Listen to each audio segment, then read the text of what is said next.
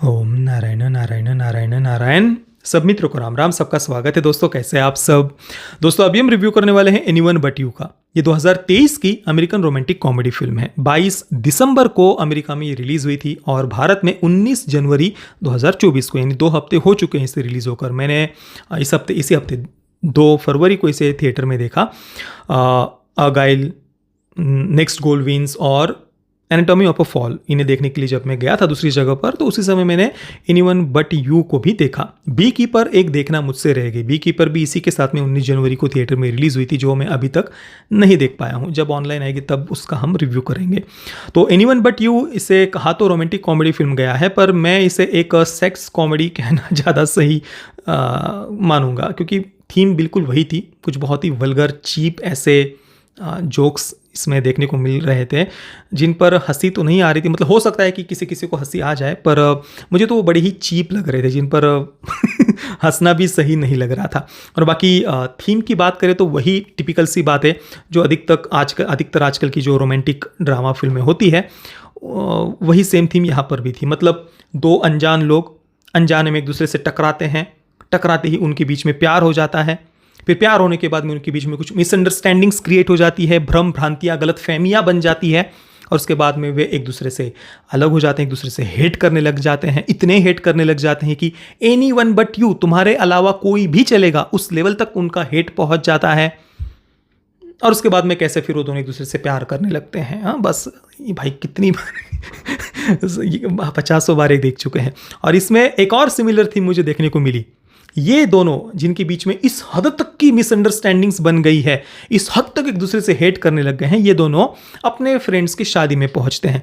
और वहाँ पर इन दोनों के, यानी यहाँ पर जो दोनों है, बी और बेन, उन दोनों का नाम है, इन दोनों में मिसअंडरस्टैंडिंग्स क्रिएट हो गई है, एक दूसरे से हेट करने लग गए हैं बी और बेन। और बी और बेन अपने फ्रेंड्स की शादी में पहुँचते हैं, और वहाँ बी और बेन के एक्स भी आ जाते हैं, दोनों के एक्स गर्लफ्रेंड और एक्स बॉयफ्रेंड। और फिर वहाँ पर बी और बेन कैसे एक दूसरे से फिर एक दूसरे के पास आते हैं, यही कहानी है। ये शादियों में आना, फिर वहाँ पर दोनों के एक्स आना, ये भी अभी हाल ही में कितनी फिल्मों में हमने देख लिया। अभी सूरज बरजात्या जी, उनके बेटे की फिल्म आई थी, देखिए, उनके द्वारा डायरेक्ट की गई दोनों। इसमें भी वही, उसमें भी वही सेम थीम थी। 2 लोग अपने फ्रेंड्स की शादी में गए हैं, वहाँ उनके एक्स भी आ जाते हैं, वही फिर से वही उनका प्यार वहाँ पर होता है। तो मैं तो पक गया हूँ वही सेम थीम देख देख कर। और यहाँ पर जैसा कि अधिकतर आजकल की हॉलीवुड की फिल्मों में LGBTQ एजेंडा जैसे कंपलसरी ही कर दिया गया है, तो यहाँ पर भी वो बात हमें देखने को मिलती है। मतलब जिन फ्रेंड्स की वो शादी में गए हुए हैं, वो लेस्बियन कपल उनको दिखाया है। तो वो बच्चों के दिमाग में पूरा सेक्सुअल लिबरेशन, जिसके साथ चाहिए उसके साथ सोने की आज़ादी हमको चाहिए। तो वही बातें बच्चों के दिमाग में वो ठूस ठूस कर डाली जा रही है। बाकी कहानी में ऐसा कुछ भी नयापन नहीं था, ना ही कुछ एंगेजिंग ऐसा स्क्रीन प्ले था। वल्गर चीप जोक्स अगर किसी को देखने हैं, सेक्स कॉमेडी वगैरह, तो देख सकते हैं। बाकी जो जितने भी फीमेल कैरेक्टर्स थे, उनको बस बिकिनी में और सेमी न्यूड दिखाने पर ही ज़्यादातर डायरेक्टर का फोकस भी था। तो एक टिपिकल ऑडियंस होती है ऐसी फिल्मों को देखने वाली, तो उस कारण से थोड़ा बहुत फिल्म ने कलेक्शन भी कर लिया है। बाकी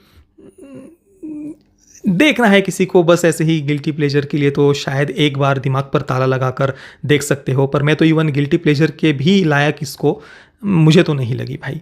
बाकी मैं एनीवन बट यू को दूंगा 2 आउट ऑफ 10 स्टार्स। 2 स्टार्स भी मैंने किस लिए दिया, तो मुझे तो पर्सनली कुछ भी इसमें पसंद नहीं आया। एक सिंगल पॉइंट भी शायद ना दूँ तो अच्छा रहेगा। चलिए, जो भी है। पेरेंटल गाइडेंस की बात करें तो A सर्टिफिकेट के साथ इसे थिएटर में रिलीज़ किया गया है। हालांकि जो सेमी न्यूड सीन्स है, ऑब्वियसली भारत में थिएटर में उनको कट किया गया है। मतलब एक फीमेल कैरेक्टर को टॉपलेस बीच पर दिखाया है, तो वो सीन उन्होंने क्रॉप कर दिया है। और बाकी स्ट्रॉन्ग लैंग्वेज वगैरह, उस कारण से शायद A सर्टिफिकेट के साथ रिलीज़ किया गया होगा। बाकी आप में से अगर किसी ने गलती से इस फिल्म को देख लिया है, तो आपका अनुभव कैसा रहा, मुझे आप नीचे कमेंट में अवश्य बताना। ये वीडियो देखने के लिए आप सभी मित्रों का बहुत बहुत धन्यवाद। जय श्री राम, वंदे मातरम।